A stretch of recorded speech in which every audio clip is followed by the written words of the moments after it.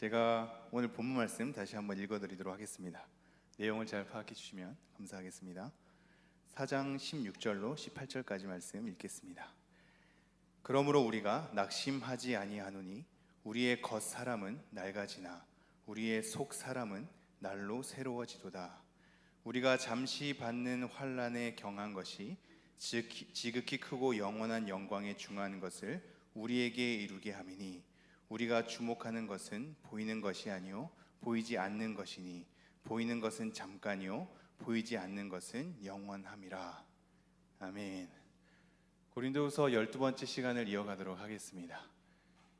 우리는 계속해서 지금 바울의 설명들을 우리가 잘 살펴보고 있는데요, 영의 직분에 관해서, 영광스러운 영의 직분에 관해서 말하면서 이 영광스러운 영의 직분이 어떠한 내용에 담겨져야 하는가를 우리가 살펴본 바가 있습니다.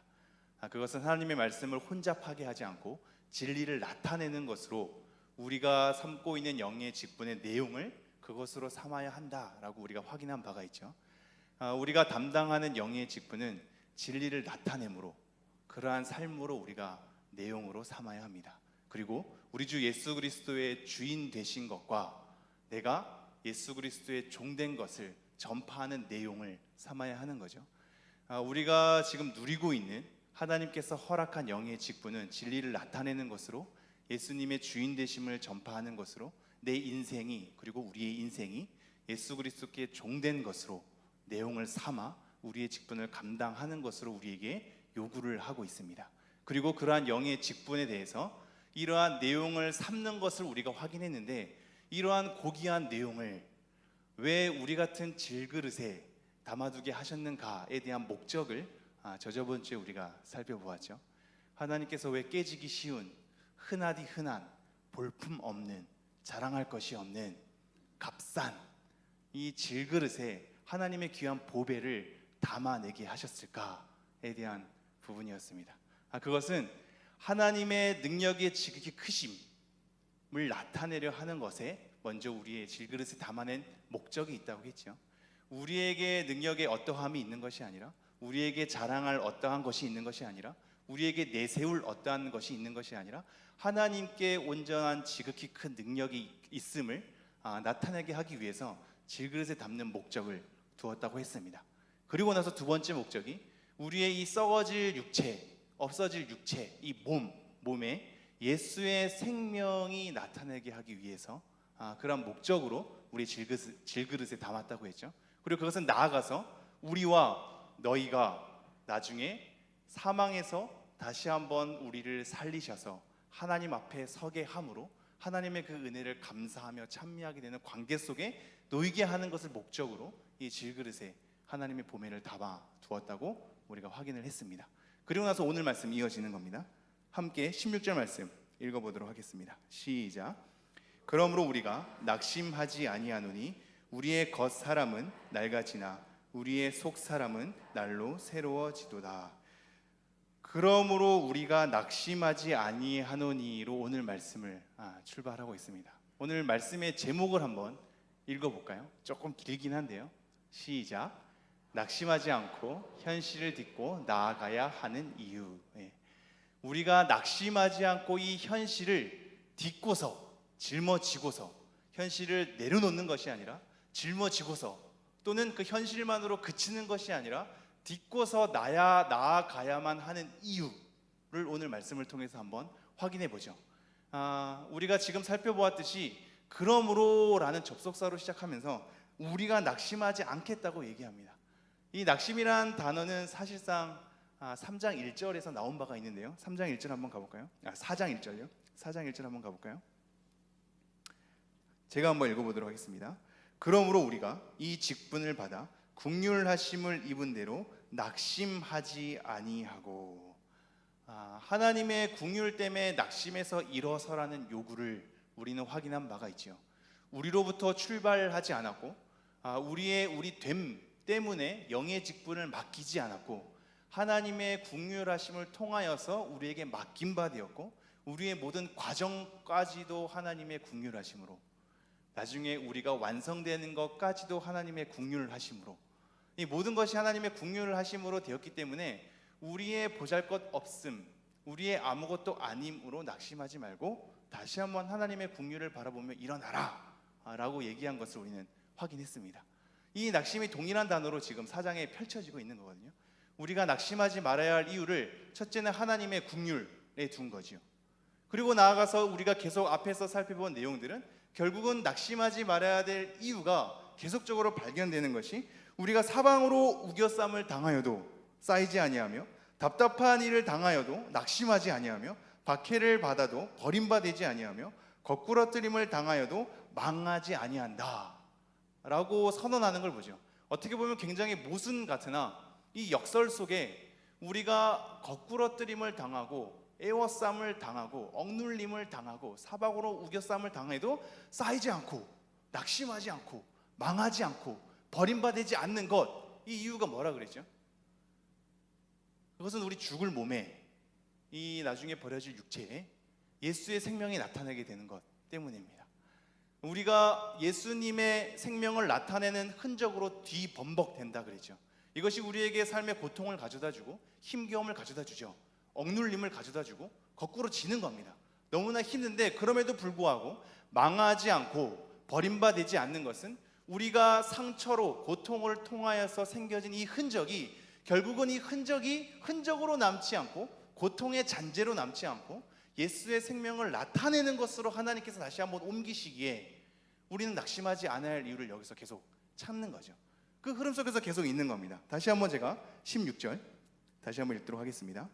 그러므로 우리가 낙심하지 아니하노니 우리의 겉사람은 낡아지나 우리의 속사람은 날로 새로워지도다. 우리가 낙심하지 말아야 할 이유를 앞에서 계속적으로 확인했죠. 우리의 질그릇에 담아두는 목적을 통해서 계속해서 확인한 바가 있습니다. 이러한 내용 때문에 나는 낙심하지 않겠다라고 하면서 보충적인 설명을 계속해서 더 이어갑니다.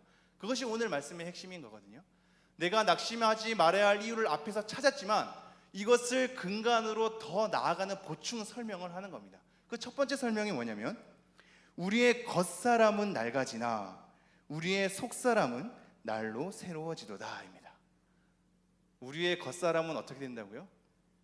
낡아진다고요. 그러나 우리의 속사람은 어떻게 된다고요? 날로 새로워진다고요. 이것 때문에 낙심하지 말아야 할 보충적 이유를 계속해서 바울은 설명하고 있습니다. 우리의 겉사람이 뭘까요? 이 겉사람은 옛사람을 얘기하는 것은 아닙니다. 옛사람과 새사람, 즉 신자가 되기 이전에 죄악의 습성을 따라서 살아가는 구원받지 못한 삶의 모든 질서에인 옛사람을 얘기하는 것이 아니라 겉사람입니다. 겉사람은 뭐냐면 우리가 지금까지 살펴본 질그릇, 썩어질 우리 육체인 겁니다. 그리고 이것만으로 끝나지 않고 이 몸만으로 끝나지 않고 이러한 죽을 육체가 담아내고 있는 이 시대의 삶까지도 포함되는 겁니다. 즉 우리가 이 몸으로 죽어질 이 육체로 신자가 되었음에도 불구하고 우리가 죽을 수밖에 없는 육체를 띤 상태로 우리의 삶이 펼쳐지는데 이러한 겉사람은 점점 낡아진다고 얘기를 하고 있습니다. 우리가 바라봐야 할 것이 어떤 것인지를 계속적으로 상기시켜주고 있죠. 우리가 주목해야 될 것은 겉사람이 아니다. 우리의 질그릇이 아니다. 질그릇에 담아있는 보배다. 그리고 그 보배에 담아둔 하나님의 목적이다 라는 것으로 계속 우리에게 지금 시선을 상기시키고 있죠. 우리가 이 육체, 이 몸, 육체와 몸으로 짊어진 이 시대의 삶, 이것으로 우리가 자랑을 삼거나 완성이 되는 것이 아니다. 이것은 낡아지는 것이다 라고 계속적으로 얘기하고 있습니다. 우리의 겉사람은 낡아지는 것입니다. 낡아지는 것에 여러분의 생명을 거시겠습니까? 낡아지는 것에 여러분의 시선을 계속적으로 머무르시겠습니까? 낡아질 것을 여러분의 자랑의 근간으로 삼으시겠습니까? 아니면 반대로 그것 때문에 시기하고 질투하고 억눌려서 부러움을 사는 근거로 삼으시겠습니까? 지금 바울이 명확하게 얘기하는 것은 낙심하지 말아야 할 것에 대해서 얘기하면서 겉사람은 낡아지는 것으로 얘기를 합니다. 옛날 한글 성경에서는 후패한다라는 표현을 썼죠. 우리의 겉사람은 어쩔 수 없이 예수의 생명을 나타내게 하는 하나님의 방식이 너무나 연약하고 깨지기 쉬운 질그릇에 담아냈기 때문에 우리는 우겨쌈을 당하고 억눌림을 당하고 거꾸러짐을 당하는 삶이 필연적으로 우리에게 펼쳐지게 되어 있다고 얘기를 하고 있죠. 그러기에 그러한 필연적인 고통을 수반하는 삶, 이 겉사람에 하나님의 완성이 놓여있지 않다는 것을 계속적으로 상기시켜주고 있습니다. 겉사람은 낡아진다. 우리가 이 몸을 입고 펼쳐진 우리의 현실은 낡아진다. 우리가 이 육체를 띠고 펼쳐진 우리가 너무나 소중하게 여기는 이 현실의 삶은 낡아진다 라는 것으로 우리에게 계속적으로 상기시켜주고 있죠. 이 겉사람은 낡아지는 겁니다. 그러나 반대로 다른 것을 강조하고 있죠. 어떤 것을 강조하고 있죠? 우리의 속사람은 날로 새로워지도다. 겉사람은 낡아지지만 우리의 속사람은 날로 새로워진다고 얘기합니다. 여러분, 우리의 속사람은 날로 새로워질 줄 믿으시길 바랍니다. 믿으십니까? 하지만 좀 더 나가보죠. 우리의 속사람이 새로워진다는 것은 무슨 의미일까요? 겉사람이 낡아진다는 것은 이해할 수 있는데 우리의 속사람이 새로워진다는 것은 무슨 의미일까요? 우리는 속사람이 새로워진다는 것에 대한 내용을 생각하면 뭔가 우리의 영적인 성숙함으로 해석되는 경우가 많습니다. 그럼 여러분, 우리 스스로를 잘 돌이켜 보십시오. 여러분이 매일마다 영적 성숙함에 이르십니까? 우리의 겉사람은 낡아져도 우리 안에 있는 이 속사람은 이 영적인 하나님의 새로운 질서 속에 놓여진 이 새 사람, 이로서의 이 속사람은 여러분의 영적인 성숙함 가운데 매일의 일상이 펼쳐지십니까? 그것이 어떻게 우리 입에 감히 고백될 수 있겠습니까? 다소장 제가 너무 크게 웃어서 제 옛사람이 나올 뻔했는데 우리의 속사람이 새로워진다는 것은 우리의 영적인 성숙함이 아닐 것입니다. 그럼 무엇일까요? 도대체 무엇이 새로워진다는 걸까요? 지금 이 속사람 이후에 날로 새로워진다는 날로는 매일입니다. 나는 매일 죽노라 라는 바울의 고백, 고린도전서의 고백이 매일이라는 고백이 여기랑 동일하게 이어지거든요. 날로라고 해석할 수 있는데요, 우리의 속사람이 날로 새로워진답니다. 이것은 무엇을 의미하냐면 사실상 날로 우리의 겉사람은 낡아지지요. 우리가 뭔가 하루를 보냈다는 것은 좀 더 어제보다 오늘의 삶이 더 낡게 됐다는 것과 동일하지 않습니까? 죽음이라는 끝을 걸어가는 것은 죽음을 향해서 점점 가까워지는 것이기 때문에 우리의 겉사람은 점점 낡아지는 것이 맞죠. 그죠? 어떻게 보면 우리의 육체의 성장이라는 것으로 굉장히 좋게 표현되지만 시간이 갈수록 그것은 낡아짐으로 이어지기도 하죠. 하지만 매일마다 우리의 속사람은 새로워진답니다. 우리의 속사람은 새로워진다는 것은 무엇을 의미하냐면 우리가 매일마다 하나님께 우리의 일상을 부여받지 않습니까? 우리의 겉사람은 후패해도 겉사람 때문에 우리가 망하지 않도록 하나님의 일하심 가운데 하나님의 완성으로 달려나갈 수 있도록 매일마다 우리 안에 부여하시는 하나님의 신실하심이 바로 속사람의 새로워짐을 얘기하는 겁니다. 즉 매일마다 우리의 현실의 삶, 육체를 가지고 있는 삶, 이 몸을 가지고 있는 삶이 굉장히 수많은 고통 가운데 우리의 이 육체는 자꾸자꾸 썩어지고 낡아지죠. 하지만 그럼에도 우리가 이 겉사람의 시선을 머물지 말아야 할 것은 겉사람이 완성되는 것으로 하나님께서 이끄시는 것이 아니라 겉사람이 후패함에도 불구하고 낡아짐에도 불구하고 하나님의 일하심은 우리를 하나님의 사람으로 삼으신 하나님의 신실하심 가운데 완성을 향해서 도달하기 때문입니다. 우리가 죽음을 향해서 하루하루 우리의 몸이 낡아진다는 것은 하나님의 완성을 향해서 하루하루 새로워진다는 것과 동일한 것입니다. 우리가 내일의 삶을 사는 것은 오늘보다 더 우리의 겉사람이 낡아지는 것이지만 우리의 속사람은 하나님이 완성할 그날에 우리가 한 발자국 더 나아가는 것을 의미하죠. 하나님의 완성하심을 위해서 매일마다 일하시는 하나님의 신실하심이 우리를 날마다 새롭게 함으로 하나님의 뜻과 계획이 어그러지지 않도록 우리를 부르시고 다시 한번 우리를 갱신하시고 다시 한번 회복시키시고 하나님의 사람으로 살아가게 하시고 끝까지 그 믿음을 부여잡게 하셔서 하나님의 완성에 이르게 하시는 하나님의 끈질김, 하나님의 인내가 우리 가운데 매일의 호흡을 통해서 우리에게 부여지는 거죠. 이것이 우리에게 속사람으로 계속적으로 새로워지는 것을 의미하고 있습니다. 매일마다 우리가 눈을 감고 눈을 뜨면서 호흡을 부여받았다라는 것은 하나님의 완성을 향해서 한 걸음 나아가는 걸음인 것이고 그 매일마다 그리스도의 보혈이 우리의 겉사람의 후패함으로 망하지 않고 우리의 속사람이 그리스도의 보혈로 다시 한번 새롭게 갱신되는 것으로 우리를 하나님의 사람으로 다시 한번 삼는 것, 다시 한번 그 하루를 우리에게 선물하고 우리에게 생명을 부여하고 하나님의 완성을 향해 나아가도록 우리를 다시 한번 이끄시고 우리 안에서 성령님이 일하시고 우리의 겉사람 때문에 그 성령님의 일하심이 막아내지 못하도록 하나님의 신실하심 가운데 우리를 날로 새롭게 이끄시는 것이 지금 속사람이 날로 새로워지는 것을 의미하고 있습니다. 우리의 영적인 성숙함이 아닌 겁니다. 우리가 훌륭해진다는 것이 아니라 하나님의 일하심의 신실함입니다. 매일마다 우리에게 생명을 부여하셨듯이 우리의 겉사람의 현실은 굉장히 낡아 빠지나 아무것도 아니나 질그릇처럼 연약하고 깨지기 쉬우나 그러한 가운데서도 속사람을 새롭게 갱신하여서 하나님의 완성으로 내딛게 하시는 하나님의 열심이 이 말씀을 통하여서 우리에게 지금 확인해 주고 있는 겁니다. 제가 다시 한번 16절 말씀 읽어보죠. 그러므로 우리가 낙심하지 아니하노니 우리의 겉사람은 낡아지나 우리의 속사람은 날로 새로워지도다. 골로새서 3장 10절 말씀 볼까요? 자막이 준비되어 있는데요, 함께 읽겠습니다. 시작. 새 사람을 입었으니 이는 자기를 창조하신 이의 형상을 따라 지식에까지 새롭게 하심을 입은 자니라.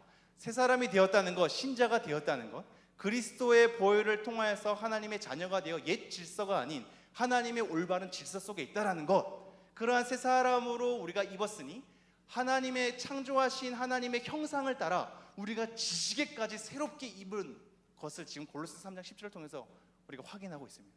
계속적으로 우리는 새로워지는 거죠. 하나님의 형상을 따라 오늘도 부여받은 이 생명 가운데 하나님의 일하심이 우리 가운데 계속적으로 펼쳐지는 겁니다. 우리의 부족함과 우리의 연약함 때문에 망하지 않도록 날로 우리 안에서 일하시는 성령의 역사하심이 있는 겁니다. 그것을 통해서 우리는 호흡을 부여받고 그것을 통해서 다시 한번 하나님의 나라의 완성을 향해서 오늘도 한 걸음 한 걸음 나아가는 것이죠. 이러한 맥락 속에 17절이 펼쳐집니다. 17절 함께 읽도록 하겠습니다. 시작. 우리가 잠시 받는 환난에 경한 것이 지극히 크고 영원한 영광에 중한 것을 우리에게 이루게 함이니. 이 17절 말씀은 사실 16절과 이어져 있습니다. 이게 원래 가르라는 이 접속사가 있는데요, 왜냐하면 뭐뭐하기 때문이다로 대부분, 때로는 이것으로 번역되지 않을 때도 있지만 대부분 이렇게 번역이 되는데, 이러한 번역을 굳이 사용하지 않더라도 위의 내용과 이어지는 것을 볼 수 있죠. 하나님께서 우리를 어떻게 새롭게 한다는 말인가에 대한 내용을 보충 설명하는 겁니다. 그것을 뭐라고 얘기하냐면 17절, 우리가 잠시 받는 환난에 경한 것이 지극히 크고 영원한 영광에 중한 것을 우리에게 어떻게 한다고요? 이루게 함이니입니다. 이루게 함이니. 다시 한번 제가 읽겠습니다. 우리가 잠시 받는 환난에 경한 것이 지극히 크고 영원한 영광에 중한 것을 우리에게 이루게 함이니입니다. 우리가 지금 받고 있는 이 환난은 잠시 받는 환난이라는 것을 먼저 우리가 강조를 한번 볼 수가 있습니다. 잠시 받는 환난, 그리고 이것이 어떻게 환난의 무게가 어떻다고요? 경한 것, 가벼운 것이라고 얘기합니다. 사실상 환난이 가볍나요? 우리에게 가벼울 수 있습니까? 절대 가벼울 수 없죠. 가벼울 수 있으면 환난이 아니죠. 그죠? 힘들기 때문에 힘겨움으로 표현하는 건데, 그 힘겨움이 아니라고 얘기하면 어떻게 힘겨움일 수 있습니까? 단어를 좀 많이 썼네요. 경한 것이라고 표현하는 이유는 환난 자체가 가볍기 때문이 아니라 하나님의 영광의 무게 때문에 그 비교 속에서 이것은 무겁다고 얘기할 수 없는 것으로 취해지기 때문입니다. 하나님의 영광을 바라보노라니, 영광 자체가 원래 무겁다라는 단어거든요. 근데 영광의 무거운 것으로 다시 한번 강조하고 있죠. 얼마나 이것이 크고 얼마나 지극한지에 대해서 영광의 중한 것이라는 표현을 쓰면서 이 영광을 우리의 환난과 비교하노라니, 그것은 감히 무겁다고 얘기할 수 없는, 크다고 얘기할 수 없는, 그것이 엄청나다고 얘기할 수 없는 하나님의 영광에 비해 너무나 지극히 경한 것이다 라고 우리에게 얘기하고 있습니다. 이것이 우리에게 주는 위로가 뭘까요?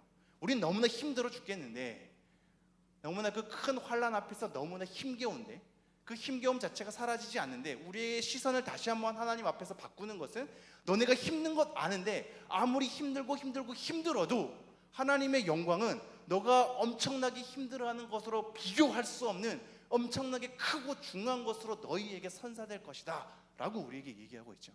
우리가 후에 받을 영광의 중한 것 때문에 우리가 현실 속에서 받아내는 이 환난은 잠시 받는 것이며 경한 것이라고 비교 속에 우리에게 얘기를 하고 있죠. 우리의 환난이 힘들지만 하나님의 영광을 생각했으면 좋겠습니다. 우리가 이 환난의 시기를 지나 결국 하나님의 영광을 선사받게 될 때 그 영광의 기쁨 때문에 영광에 도취되어서 우리가 과거 속에 우리의 몸에 담아내었던 환난은 아무것도 아닌 것으로 기억될 것입니다. 지금은 힘들지만, 지금은 해결이 없는 것처럼 보이지만, 지금은 돌파구가 없는 것처럼 보이지만, 그 현실을 묵묵히 담아낼 때 하나님께서 우리 안에 속사람을 새롭게 하심으로 결국 우리가 받게 될 하나님의 영광의 지극히 큰 것으로 우리에게 주어주게 되사 우리가 받는 환난은 잠시 받았던 것이며 지극히 가벼웠던 것으로 우리가 다시 한번 고백하게 되는 삶으로 우리를 이끄실 겁니다. 제가 다시 한번 보죠. 우리가 잠시 받는 환난에 경한 것이 지극히 크고 영원한 영광에 중한 것을 우리에게 이루게 합니다. 지금 이 말씀이 왜 중요하냐면요, 지금 우리의 현실을 도피하라고 얘기하고 있지 않습니다. 지금 영적인 것이 중요하고 육적인 것은 중요하지 않다라고 얘기하는 맥락이 아닙니다. 겉사람은 뭔가 낡아지고 속사람은 새로워지는 것 같으니까 우리의 이 육체, 우리의 현실은 아무것도 아닌 것이고 뭔가 영적인 것, 속사람을 추구하는 것처럼 자꾸 읽혀지죠. 그러니까 우리가 받는 환난 아무것도 아니야, 나중에 영광, 나중에 후에 받게 될 영광이니까 중요한 것만 기억해 라는 것으로 뭔가 영적이고 이 땅에서 초월하는 것으로 우리를 자꾸 잡아 끄는 것처럼 보이죠.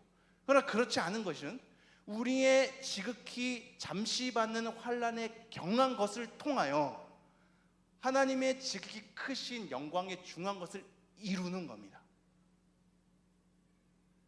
여러분, 이것은 너무 중요한데요. 하나님의 말씀은, 그리고 하나님의 우리에게 요구하는 것은 이 땅의 삶은 아무것도 아니고, 그러니까 너네들에게 취한 현실도 아무것도 아니고, 현실에서 막 지지고 볶고 막 하지만, 힘들어하지만 그것은 아무것도 아닌 삶이니 자꾸 그것에 시선 두지 말고 결국 영적인 것으로, 뭔가 이후에 받게 될 보상인 것으로 그것에 시선을 넣어서 이 현실에 대해서 중요한 것으로 생각하지 마라고 얘기하지 않고 오히려 그것이 그러기에 중요하다라고 얘기하고 있습니다. 왜냐하면 이 현실로 하나님의 영광이 지극히 크신 것을 이루기 때문입니다. 하나님께서 우리에게 왜 믿음을 주셨고, 믿음 가운데 우리를 바로 천국으로 데려가지 않고 우리의 현실 가운데 이 믿음을 짊어지게 하셨을까요? 왜 우리의 현실을 바꾸지 않고 이 현실 가운데 우리를 빚어 가실까요?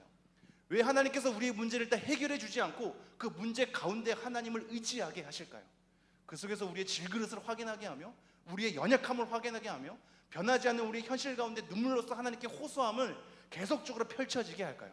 하나님이 딱 바꿔주시면 좋겠는데, 딱 해결해 주시면 좋겠는데, 그냥 천국 데려가시면 좋겠는데, 왜 그러한 지겨운 일상 가운데, 반복된 현실 가운데 우리를 내버려 두는 것처럼 이렇게 보일까요? 그것은 하나님께서 우리를 완성으로 하게 하시는, 완성으로 나아가게 하시는 빚어감을 우리의 현실 속에서 만들기 때문입니다.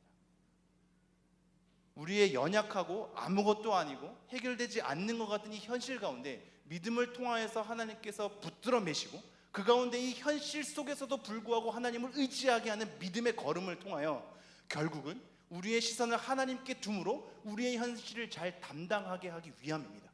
그리고 이 현실을 통해서 우리를 빚어 가시는 거죠. 그 빚어감을 통하여 결국에 영광된 것을 우리에게 주시는 겁니다. 잠시 받는 환난에 경한 것에 대한 경험이 없으면 지극히 크신 영광에 중한 것에 대해서 우리는 알 수 없는 것이죠. 연약함과 깨트려지기 쉬움에 대한 현실의 고통을 모르면 하나님의 완성, 하나님의 새 하늘과 새 땅에서 우리를 이루어신 하나님의 열심과 신실하심에 대한 하나님의 일하심을 우리는 잘 모르게 되죠. 지금 우리에게 이런 현실이 펼쳐지는 것은 결국 하나님을 이해하기 위함입니다. 하나님을 이해함으로 의지하기 위함이고, 그 의지함을 통하여서 하나님의 위대하심을 드러내기 위함이고, 결국은 그것을 통해서 우리가 자의적으로 하나님을 찬미하게 될 것입니다. 제가 다시 한번 17절 읽죠. 우리가 잠시 받는 환난에 경한 것이 지극히 크고 영원한 영광에 중한 것을 우리에게 이루게 함이니, 이 환난에 잠시 받는 우리의 현실의 삶을 통하여 겉사람의 낡아짐을 통하여 속사람을 새롭게 하고 결국 지극히 크신 영광의 중한 것도 이루게 하는 하나님의 방식을 여러분이 보셔야 합니다. 우리의 이 현실이 원인이 되는 것이 아니라 수단으로 사용되고 있다는 것을 명심하십시오. 우리의 이 현실이 하나님의 통로로 사용되고 있습니다. 우리의 이 현실의 삶이 낡아지고 뭔가 이 땅에서 완성될 것 같지 않은 무거운 우리의 삶이 하나님의 완성을 이루어내는 통로로, 하나의 방식으로 사용되고 있는 겁니다. 하나님은 그렇게 일하신다고 우리에게 얘기하고 있죠. 그러기에 18절 이렇게 이어지고 있습니다. 18절 말씀 함께 읽어보도록 하겠습니다. 시작. 우리가 주목하는 것은 보이는 것이 아니요 보이지 않는 것이니 보이는 것은 잠깐이요 보이지 않는 것은 영원함이라. 그래서 우리가 주목하는 것, 이것은 결국 시선 고정인 거거든요. 그냥 보는 것이 아니라 주의를 집중해서 목적을 갖고 보는 겁니다. 우리가 봐야 할 것이 뭐라고 얘기하고 있죠? 보이는 것이 아니요 보이지 않는 것이라고 얘기합니다. 그러면서 보이는 것은 잠깐이요 보이지 않는 것은 영원한 것이다라고 얘기하고 있죠. 결국 이 땅에 있는 이 겉사람의 낡아짐, 잠시 받는 이 환난, 이 보이는 것으로 우리의 삶의 결과를 다 평가하지 마라. 우리 눈에 나타난 바 된 것으로 우리의 삶이 결정짓는 것으로 생각하지 마라. 우리는 보이는 것으로 자꾸 좌지우지 되지 않느냐. 우리가 당하는 고통, 우리가 한숨 짓는 것, 우리가 힘들어하는 것이 사실상 눈에 보이는 어떤 사람과의 비교, 그 사람들의 추구, 그 사람이 우리를 평가하는 바, 그 속에서 인정받지 못하는 바 때문에 마음이 졸이고 우리의 심장이 복잡하며 뭐라도 하고 싶고 그 속에서 인정받고 싶어하는 욕구가 있지 않는가를 우리에게 계속 얘기하고 있죠. 그 보이는 바 때문에 우리가 혼동스러워한다고 얘기하고 있습니다. 우리의 보이는 바 때문에 우리의 삶이 아무것도 아닌 것처럼 자꾸 취급당하는 거죠. 보이는 바 때문에 우리가 자꾸 흔들리는 것으로 얘기하고 있습니다. 그래서 우리가 주목하는 것은 결국 뭐냐면 우리가 시선을 고정하고 주의를 집중해서 내가 목적을 갖고 바로 봐야 할 것은 뭐냐면 보이는 것이 아니다라고 하는 거죠. 보이는 것을 넘어서서 보이지 않는 것을 우리가 바라봐야 한다라고 얘기하고 있습니다. 여러분, 이것이 아까도 얘기했듯이 보이는 것은 그러기에 아무것도 아니다를 얘기하는 것으로 또 읽히십니까? 그렇지 않습니다. 보이는 것의 잠깐을 통해서 보이지 않는 바가 길러지는 겁니다. 보이는 바 속에서 우리의 현실을 담당함으로 보이지 않는 바로 걸음을 내딛어야 하는 겁니다. 보이는 바에 대한 현실 없이 보이지 않는 바에 대한 걸음은 우리에게 불가능하죠. 의심 없이 믿음이 펼쳐지는 것이 불가능하듯 말입니다. 의심은 믿음과 공존하기 때문입니다. 우리의 의심 속에서 믿음이 빚어지고 길러져서 결국은 불확실함 속에서도 하나님을 신뢰하고 의지하기로 결단하는 것이 믿음을 통해서 우리에게 길러지기 때문입니다. 아무런 의심도 없고 아무런 것도 우리에게 눈에 보이는 거, 그런 모든 결과 아무것도 없이, 눈에 보이는 거 아무것도 없이 그렇게, 그러니까 보이는 바로 좌지우지 되는 것으로 우리의 믿음을 걷게 하는 것이 아니라 보이는 바 넘어서서 보이지 않는 바를 통하여 보이는 바를 극복하게 하시는 하나님의 일하심이 우리 가운데 던져지고 있는 겁니다. 제가 다시 한번 읽어볼까요? 18절. 우리가 주목하는 것은 보이는 것이 아니요 보이지 않는 것이니 보이는 것은 잠깐이요 보이지 않는 것은 영원함이라. 우리의 시선 속에 우리의 삶을 평가하게 하고 그것 때문에 흔들리게 하는 우리 눈앞에 보이는 것들은 중요한 현실이지만 그것은 잠깐이다. 그것에 휘둘리지 말고 그것으로 너네들의 삶을 결정하지 말고 너네들의 인생을 평가하지 마라. 너네들이 정작 그 보이는 현실을 넘어서서 더 주목해야 할 것은 보이지 않는 것이다. 왜냐하면 그것은 영원한 것이기 때문이다 로 우리에게 소개를 하고 있습니다. 오늘 말씀 여러분은 어떻게 여러분 마음속에 들리십니까? 우리의 겉사람이 낡아지는 것 때문에 우리가 낙심하게 될 경우가 많고 우리가 잠시 받는 환난 때문에 절망으로 가게 되는 경우가 많고 보이는 것 때문에 우리의 옆 사람들, 옆 사람의 소리들, 사람들의 잘 되는 것들, 그 속에서 추구하는 것들, 갈망하는 것들, 그 속에서 비교당하는 것들, 이런 것 때문에 너무나 답답하고 애워싸움을 당하는 것 같아서 신자로서 아무것도 아닌 것 같은 그러한 힘겨움 속에 있을 때 하나님께서 오늘 우리에게 말씀하시는 것은 겉사람은 낡아지지만 그것을 넘어서서 매일마다 하나님의 일하심을 통하여 우리의 속사람은 새로워질 것에 대해서 약속하고 있습니다. 그리고 우리가 받은 잠시의 환난은 하나님의 영광과 비교할 것이 아님을, 하나님의 영광의 지극히 크심이 우리 앞에 놓여 있음을 우리에게 약속하고 있습니다. 그리고 결국 그것을 통하여서 보이는 것에 좌지우지되지 않고 보이지 않는 것으로 우리의 현실을 짊어지고 다시 한번 믿음의 걸음을 걷는 것으로 우리에게 요청하고 있죠. 여러분의 현실을 넘어셨으면 좋겠습니다. 현실을 간과하는 것이 아니라, 현실을 무시하는 것이 아니라 현실을 딛고서 현실 너머에 있는 하나님의 영광을 바라보며 영원한 것들을 바라보며 속사람의 새로워짐을 바라보며 오늘도 우리의 마음이 옆사람 때문에 초조해지지 않도록, 옆사람 때문에 불안해지지 않도록 그것을 넘어서는 하나님의 신실하심을 바라보며 우리의 현실을 잘 담당해 나아가는 여러분 되었으면 좋겠습니다. 기도하겠습니다.